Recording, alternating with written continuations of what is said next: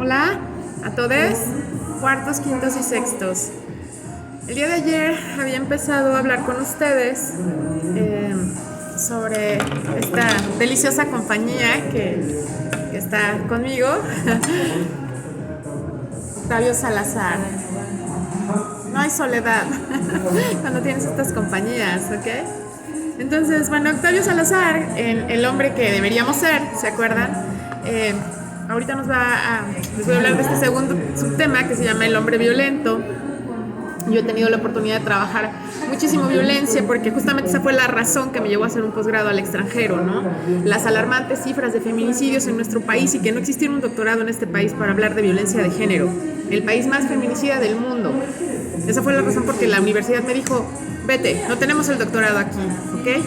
Y bueno, no todo el mundo estaba dispuesto a viajar, a enfrentarse a una cultura como la sudamericana y particularmente como la argentina, a la que he aprendido a amar de muchas formas, y a los argentinos y a las argentinas, hacerlos partes de mi vida y de mi ADN y de mi espíritu y aprenderles en medio de todos los retos que tenemos todas las culturas y civilizaciones. Entonces yo me formé en la UBA, en la Universidad de Buenos Aires, y de allá es donde tuve la oportunidad de identificar cómo ellas y ellos estaban trabajando tan exitosamente en contra de la violencia de género. O sea, hay países que son del doble de tamaño que el nuestro, como es el caso de Argentina, o 4 veces el tamaño del nuestro, como es el caso de Brasil, pero ya fueron gobernados por mujeres. Ajá. Y donde es impensable, que alguien te agreda sexualmente, aunque estés absolutamente alcoholizada en el metro y te quedes dormida. Ajá. O sea, son cosas que sus valores simplemente no se los permiten. Han hecho un trabajo duro, serio, riguroso, y cuando los argentinos o los brasileños o los chilenos vienen a México y ven la forma en la que los hombres tratan a las mujeres cotidianamente, les repugna, ¿no? O sea, mis compañeros se asqueaban cuando yo les decía que era normal subir al transporte público y que te toquetearan o que te eyacularan encima, o por decirlo menos, ¿no? O sea, entonces este tipo de agresiones no son normales, ¿no? O sea, que en esta cultura lamentable, machista, en la que tenemos un chorro de cosas que revisar y que ya hemos hablado de las causas del machismo en nuestro país, ¿no? Que van muy de la mano de una historia bélica de 100 años de nuestro país, ¿no? Para decirlo así como rápido. Ya en pensamiento filosófico en México voy a puntualizar las gestas por las que nuestro país pasó. Pero haber tenido que defender este país en múltiples gestas en 100 años descompuso a nuestro país directamente, ¿no? Descompuso nuestra sociedad. Entonces, ahora estamos recomponiéndonos, ya tenemos, 200 años de independencia, 100 años de revolución, y queremos creer que ya estamos aptas y aptos para, a 100 años de distancia, las y los universitarios, gestar los valores que necesitamos en esta sociedad. Entonces, voy a hablar de la violencia porque ya es hora de hacerlo, ¿no? Ustedes saben que fui a trabajar masculinidades porque yo no quería generar un discurso de odio hacia los hombres. Hay un montón de hombres a quienes amo, respeto, admiro, reconozco, y que me han tendido la mano de miles de formas, y he amado a muchos hombres de todas las formas en las que se pueden amar a los hombres: hijos, hermanos, padres, compañeros. He amado a las figuras, al divino masculino, a los hombres que han dejado una huella súper importante en la defensa de los derechos de las mujeres, de quienes ya he hablado, ¿no? Entonces, y he conocido hombres maravillosos a lo ancho y a lo largo del mundo. Entonces, no puedo partir de un discurso descalificatorio por el hecho de ser hombre, porque hay un montón de hombres que lo son y que tampoco están contentos y conformes con esta masculinidad que los etiqueta a todos. Y justo ahí arranca Octavio Salazar. Justo Octavio dice, bueno, en el 2017, fíjense la actualidad de los textos que les estoy trayendo, ¿no? En el 2017 se publicó un reportaje en el periódico El País, ¿por qué los hombres matan a las mujeres?, el cual provocó una indignada protesta entre muchos, ¿no? Los crímenes de algunos individuos hacían recaer en la generalidad de los hombres la responsabilidad de esos delitos, lo cual es falso. Y entonces él empieza a revisar esto, ¿no? Y dice, pues es que en realidad no se estaba queriendo decir que todos los hombres seamos asesinos de mujeres, ni muchísimo menos que todos seamos violentos, ¿ok? Sin embargo, él dice, hay un rasgo que comparten todos los condenados por violencia de género, y es que son hombres. Ajá. Son de todas las edades, son de todas las nacionalidades, de todas las culturas, de todas las religiones, de todas las formaciones y de todos los niveles económicos y sociales. Ouch, ¿no? A ver, entonces, si hay un tema de género. Ajá. Entonces él dice, este dato por sí mismo nos pone en la pista en la que llevan trabajando desde hace décadas expertos, ¿no? Y nos dice, en realidad hay un modelo de masculinidad, y este modelo de masculinidad está generando una desigualdad, y esa es la razón última de la violencia de género. Entonces sí es interesante voltear a ver estos modelos, ¿no? Entonces nos dice, los hombres nos seguimos construyendo de acuerdo con un modelo hegemónico que continúa basándose en gran medida en el uso de la violencia ligada al poder y al dominio. No es exagerado afirmar que ser macho mata, ¿no? Entonces nosotros tenemos que revisar esto, porque nosotros tenemos una masculinidad muy exacerbada en este país, ¿no? O sea, nosotros relacionamos masculinidad. A ver, piensen el hombre más hombre que nosotros imaginamos, ¿no? Va a pasar por, a ver, dentro de los personajes del cine, ¿quién es? ¿No? Dentro de los personajes históricos, ¿quién es? ¿No? Porque a esas figuras hay que revisarlas. Ajá. Entonces nos dice, es la pervivencia de un determinado modelo de varón. Otra vez, ¿no? Él va a hablar de este modelo de masculinidad o de este modelo de varón. Yo no había escuchado esta categoría hasta que se la escuché a Octavio. Hay un modelo. Ajá. Nosotros decimos estereotipo, pero me gusta más la palabra modelo. Está junto con la posesión de poder y negación de lo femenino, y vendría a conformar un triángulo perverso que ha servido durante siglos para perpetuar la subordinación de las mujeres. A ver, la subordinación de las mujeres en realidad empobrece a una sociedad. Yo les puedo dar cifras, se las voy a traer de mi atlas feminista, que no les he querido traer todavía, pero les voy a dar cifras y les voy a dar datos duros. Ajá, los países donde gobiernan las mujeres, disminuye un 80% la corrupción. Y un lugar donde disminuye el 80% la corrupción, los hombres tienen trabajo. Un lugar donde gobiernan las mujeres, que le dan derechos a los hombres de paternidad, los hombres tienen jornadas de trabajo mucho más reducidas y pueden conciliar la domesticidad y pueden disfrutar a sus parejas y pueden disfrutar a sus familias. O sea, eso de que el feminismo es enemigo de los hombres es una perfecta tontería y una perfecta falsedad.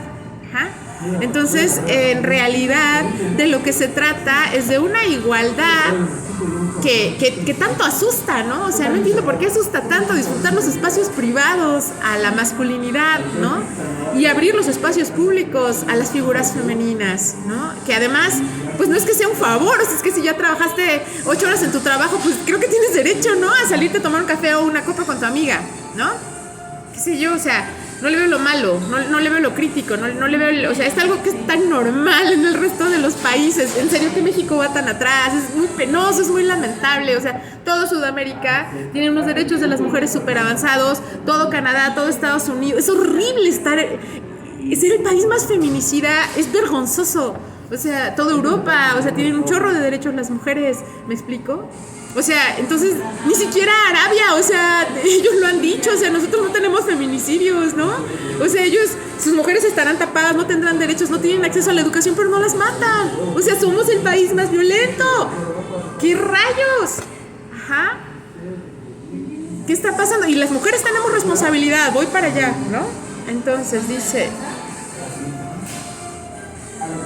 toda construcción cultural de la masculinidad en el mundo occidental, y acuérdense que cuando hablo de occidente estoy hablando exclusivamente de Europa, porque nosotros no somos occidente, estamos occidentalizados, hablamos lenguajes europeos, algunos de nosotros, porque tenemos unas profundas raíces de pobladores originarios que tienen otros valores totalmente distintos. Si un oso es un hermano, imagínate una mujer, ¿me explico? O sea, obviamente no van a pasar por encima de la dignidad de un ser humano, obvio no. Entonces, si un tzotzil le pide permiso a un árbol para arrancar su rama, imagínate un ser humano. ¿Sí me explico? La profunda raigambre del respeto de la vida humana, ¿no? Yo ya les dije que en las comunidades zapatistas no hay feminicidios. Entonces, toda la construcción cultural de la masculinidad en el mundo occidental se ha basado en un modelo que ha sustentado el poder masculino en el recurso habitual de la violencia. O sea, entonces ser hombre es gran idea. A ver, ¿qué es? Violencia. Ay, wow, ¿no? Se te ocurrió algo maravilloso, ¿no? No se te ocurrió definirlo de otra forma, ¿no? Ser hombre es ser violento. Wow, ¿no? Dios mío, ¿no? Imagínate si dijera ser hombre es ser, qué sé yo. Y me refiero a hombres y mujeres, claro, ¿no? Porque es que esta masculinidad violenta va a permear a las mujeres y va a domesticar a las mujeres, y luego las mujeres van a ser re violentas también, ¿no? Entonces,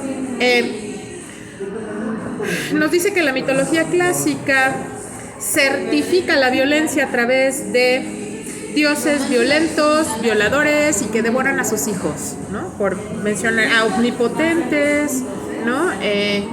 Donde las mujeres son habitualmente esclavas del Señor. Esta forma de ver el mundo no corresponde a la forma de los pueblos apaches, de los pueblos cheroquis, de los pueblos otziles, de los pueblos tojolabales, ni se diga de los zapotecos, ni por error, re feministas, ¿saben? Entonces, ahí está la guelaguetza para probar, ¿no?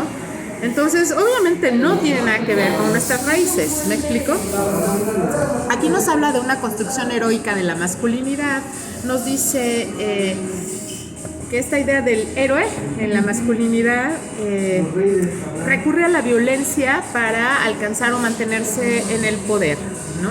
Entonces, para sancionar la sumisión de los que deben admirarlo y obedecerlo. Entonces, el simple hecho de tener poder supone la posibilidad de usar la coacción o la violencia. Entonces, aquí es interesante porque a mí lo que me gusta muchísimo de Octavio es que no se escurre, o sea, él enfrenta estas cosas que a las feministas les cuesta trabajo identificar si no tienen una larga historia de trabajo feminista y se les puede pasar por alto y se les puede escurrir, ¿no?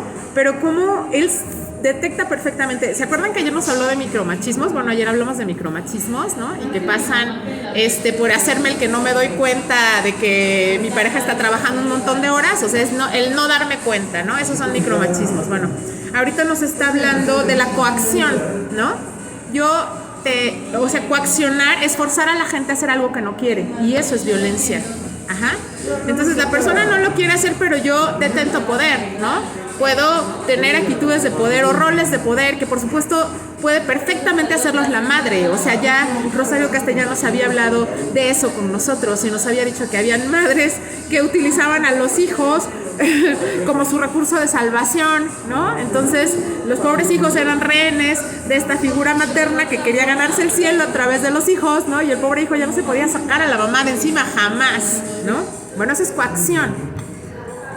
Entonces, evidentemente hay que identificar los roles de coacción tanto en las mujeres como en los hombres. O sea, la violencia la podemos ejercer hombres y mujeres, y en este país, el más feminicida del mundo, con unos niveles de machismo tan asquerosos como los que tenemos, yo ya dejé bien en claro que las mujeres también pueden ser machistas. Quien ejerza control, manipulación, uso y abuso es machista, sea hombre o sea mujer.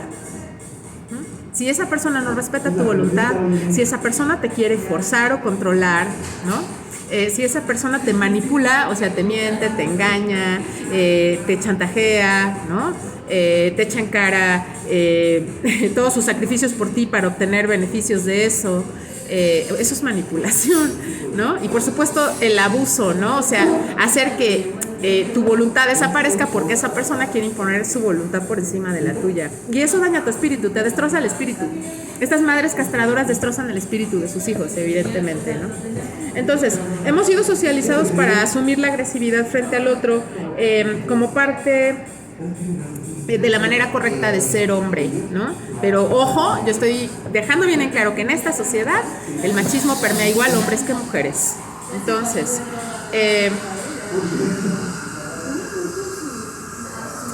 obviamente la agresividad y el vigor están relacionados con la figura masculina. Los juguetes habituales para los niños son los aguerridos y los combativos. Para las niñas son los muñecos que deben cuidar o la caja de maquillaje. Entonces, sí es importante esto porque está hablando de que somos socializados de determinadas formas, ¿no? O sea, desde niños se nos va domesticando, dice Graciela Hierro, ¿no? No educando, domesticando, enseñando roles que... O sea, cuando uno nace y tiene un día de nacido, uno no tiene ni idea que es hombre o que es mujer, y pasan muchos años antes de que entiendas que rayos es ser hombre y ser mujer. En la infancia juegas igual con niños y niñas mientras no existe esta distinción, ¿no? Ya la escuela empieza a hacer esta distinción tajante con las niñas de falda, no importa que haga un frío asqueroso, ¿no? No, qué sé yo, ¿no? Los niños de pantalón, o sea, hay ya todo un estereotipo que te está diciendo tú eres niñita y tú debes de ser pasiva y tú no puedes correr y para eso traes faldita y no abres las piernas, ¿no? Y el chico sí puede hacerlo, ¿me explico? Entonces, bueno, a ver, Hay un ideal masculino tradicional, nos dice, de autosuficiencia, dominio, control y violencia. Ajá. Una violencia que no es solo física, sino psicológica. Entonces, otra vez Octavio, ¿no? O sea, otra vez no se le van las cosas sutiles, ¿no? ¿Qué es una violencia psicológica, no? Bueno, pues es ser poco empático. Ajá. O sea, tú te estás dando cuenta que lo que estás haciendo es desagradable, ¿no? Pero pues tú eres hombre, entonces tú tienes derecho a ser agresivo, a humillar, a ser poco empático, ¿no? Y con eso te quieres hacer el gracioso, el atractivo, el varonil, ¿no? El gañán, sí, agradable, sexy, el patán sexy, ¿no? Y bueno, en realidad esas figuras están en franco desprestigio, ¿no? Pues este es un país que ahorita la mitad de los hogares en México son sustentados por mujeres que creyeron en el gañano, en el patán que llegó y apareció y se hizo el muy sexy y se desapareció y jamás se entendió de los hijos. Entonces esta generación está cuestionando seriamente ese rollo de la masculinidad del gañán, ¿no? Al que le parece muy divertido lastimar, herir, dañar, burlarse, ridiculizar y largarse, ¿no? Y no estoy diciendo que todos los hombres lo sean, o sea, en realidad yo conozco un montón de hombres súper responsables, súper amorosos, súper cariñosos y súper protectores. Entonces, sí estoy diciendo que existe esa figura y que es mi generación la que la ha confrontado. Es mi generación, la generación de las mujeres que dijo yo me separo. Ajá, yo no me quedo en este rol, a mí no me gusta, ¿no? De subordinación, control, manipulación, uso y abuso. No, yo me voy, me separo. Pero muchas ni siquiera lo eligieron, ¿no? Esto es bastante triste, ¿no? O sea, cuando tú decidiste separar, ok, ¿no? Tú tomaste una decisión buenísima. Tienes conciencia y autoconciencia, ¿no? Y si no lo decidiste tú, ¿no? Entonces, no es de extrañar que los ídolos de muchos jóvenes sean hombres canallas, vanidosos, agresivos, ambiciosos y competitivos. Entonces, fíjate cómo es socializada la masculinidad, ¿no? Justo todo lo que yo acababa de decir, pero ay, él lo dice muchísimo mejor que yo, ¿no? Canallas, vanidosos, agresivos, ambiciosos y competitivos, ¿no? El gañán, dije yo, ¿no? O sea, yo di así como una palabra rápida, pero él puede detectar claramente este tipo de patanerías, ¿no? Entonces, él se da cuenta que, por ejemplo, no se reconoce públicamente la homosexualidad porque implica debilidad o implica fragilidad, ¿no? Entonces, al contrario, ¿no? Las actitudes que se fomentan, les venía yo diciendo, son actitudes tóxicas. Y aunque a la gente no le gusta la palabra tóxico, es que tóxico es algo que envenena. O sea, que envenena la paz, la tranquilidad, la serenidad, la dicha, la felicidad. ¿Ja? Y evidentemente si estás en un ambiente donde hay tristeza, amargura, desamor, odio, resentimiento, no puede haber salud ni física, ni mental, ni anímica, ni moral, ni espiritual. Entonces, él nos dice, a las chicas se les educa para que repriman todas estas actitudes que se califican de masculinas, ¿no? Las virtudes femeninas son la ternura, el pudor, no mostrarse agresivas ni mal habladas, ser dulces y comprensivas, ¿ok? Entonces, las niñas son socializadas para ser objetos, cosificadas y tremendamente sexualizadas y educadas para agradar y para darnos placer. Entonces, incluso es como una exigencia, ¿no? O sea, no solo en las fuentes de trabajo donde se te exige ir con cierta vestimenta, ¿no? Sino lo que se espera de una mujer social y culturalmente es eso, y además no se te dan las herramientas para defenderte precisamente, si te das cuenta, o sea, si se te educa para ser tierna, pudorosa, dulce y comprensiva, no se te educa para defenderte de un canalla vanidoso, agresivo. ¿Sí me explico? O sea, tú quedas desarmada. No sé cuántas veces se me acercaron para manosearme, para eyacularme encima, para arrimarme el cuerpo, ¿no? Y yo no sabía cómo reaccionar, ¿no? Era una reacción, o sea, era absolutamente desconcertante. Normalmente era otro hombre el que intervenía, si era el caso, porque es que también hay un problema de una complicidad enorme, sí, ¿no? En esta masculinidad rampante, hegemónica, cuando te subes al transporte, qué tipo de personas son las que te van acompañando, ¿no? Difícilmente los hombres sancionan a otros hombres, pero sí me llegó a pasar que había hombres que, oye, ¿qué te está pasando, no? Pero vamos a ver, o sea, el ser socializada desde esta ternura, ¿no? Es que tú tienes que ser comprensiva, ¿no? Es que compréndelo, porque es que los hombres son, pues agresivos, ¿no? Espérame, o sea, espérame, ¿no? Como, ¿por qué? Me explico, o sea, te vulnera, esa construcción de género te vulnera. Entonces, los protagonistas masculinos se presentan siempre activos, dice él, competitivos, violentos, duros, ambiciosos, ¿no? Y las mujeres no son más que personajes accesorios o secundarios que suelen responder a estereotipos femeninos como madres, esposas, novias, prostitutas o perversas mujeres que corrompen a los hombres. A ver, ¿y qué pasa si no eres madre, esposa, novia, prostituta ni perversa mujer? ¿No? O sea, ¿qué sucede con estas mujeres? Un poco lo que hablábamos ayer, ¿no? Con proyectos propios, con sueños propios, ¿no? Y que no caben en ninguno de estos estereotipos, ¿no?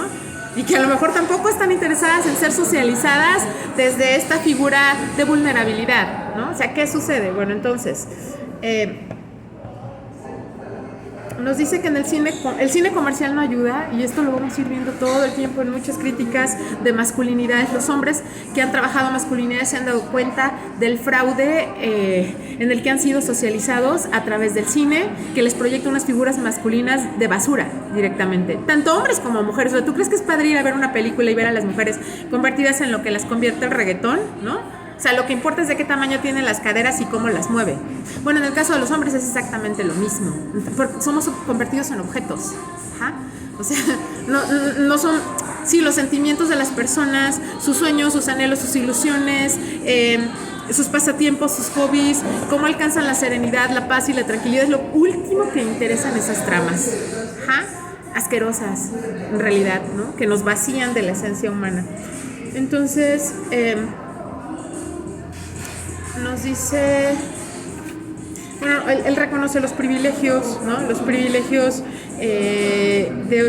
donde los hombres no quieren renunciar a esos privilegios por el hecho de ser hombres, no importa que no tenga absolutamente nada, ¿no? Económicamente hablando o culturalmente hablando, soy hombre. Y el hecho de ser hombre me permite hacer uso de la violencia. Ajá, socialmente, ¿no? Y además recibir la complicidad de otros hombres, ¿no? Entonces nos dice, el varón responde en muchos casos defendiendo su posición y tratando de evitar que su compañera rebase las líneas. Y de esta manera él pueda perder el control y el dominio sobre ella. Pero lo que es bien interesante de este libro es que es un hombre el que lo está diciendo. Es que son ya los chicos españoles, los chicos chilenos, los que se lo están cuestionando. ¿Ah? Entonces, ¿se acuerdan la conferencia magistral que vi de las entrevistas de los chicos argentinos y los chicos chilenos? Como ellos tienen bien clarito que esto no se puede permitir a la primerita cosa. Como decía el chileno, donde te pase a traer tú no lo debes permitir. ¿Y qué decían las chicas? Revisa ese privilegio. Lo bueno, que tú crees que es un privilegio, porque finalmente, ¿dónde quedas? ¿No? O sea, al final todos sabemos identificar a un vanidoso, agresivo y ambicioso y competitivo, ¿no? Y sabemos dónde va a quedar esa persona. O sea, tiempo al tiempo, ¿ok? Entonces, él finalmente llega a esta conclusión terrible donde dice: es tan habitual el control y el dominio sobre ella en esta sociedad, en esta cultura, que el sentido posesivo del amor lleva a este caso terrible de la maté porque era mía, ¿no? Eso es lo que nos tenemos que cuestionar. Tú no eres dueño de la vida de absolutamente nadie. De nadie. Ajá. Entonces, muchísimo menos de una persona a la que dices amar. Ajá. Si realmente amas a una persona, la quieres ver feliz. Esté o no esté contigo, ¿entiendes? Esté o no esté contigo, si realmente amas a alguien, eres capaz de renunciar a esa persona para ver su felicidad, porque la quieres realmente, porque lo que quieres es verla feliz. Y si tú no le puedes dar la felicidad, debes de tener la capacidad, la inteligencia, el valor de decir: yo no te lo puedo dar, pero si tú lo puedes lograr, yo te voy a aplaudir, y yo estoy aquí para creer en lo que a ti te hace feliz, porque yo te quiero ver feliz, ¿sabes? No eres mi objeto. Entonces, los asesinos y las agresiones físicas son la expresión más extrema de este poder violento masculino que va escalando, siempre aplaudido, ¿no?, por un entorno de una pseudo masculinidad de Judas Iscariotes, que ya sabemos cómo acaban, ¿no? Ya lo habíamos hablado ayer. Entonces, las violencias psicológicas o las presiones de todo tipo que muchos hombres ejercen a diario sobre sus parejas, el simple hecho de devaluar a una persona, sí, cuestionando sus potencialidades, su autonomía, tratando de controlar sus movimientos, estas son formas de violencia. Entonces, la violencia asciende muy rápido y lo sabemos. Esa es la razón por la que cada vez más no es no. Y no es a la primera. Es evidente. Si te estoy diciendo que no, es no. Punto. Entonces, esto es algo que ha costado trabajo en nuestra sociedad entenderlo, pero yo sé que ustedes, chicas y chicos que tienen acceso a la mejor educación de este país, con los profesores con los niveles más altos de estudios, con muchísimos años de experiencia, y que muy pronto nos vamos a reencontrar, nos vamos a saludar, nos vamos a reconocer unos a otros, vamos a poner en práctica todas estas ejercicios que estamos haciendo. Entonces, a ver, ahorita toda esta información que les estoy trayendo con todo el amor del mundo para que su generación no repita los mismos errores que cometió la mía, que llegó a ser la más feminicida del mundo, la más irresponsable del mundo, donde se normalizó el consumo de la pornografía, se normalizó el abandono de los hijos, se normalizó el abandono de las compañeras están virtiendo sobre sus hijos control, manipulación, uso y abuso, a su vez están replicando toda forma de violencias.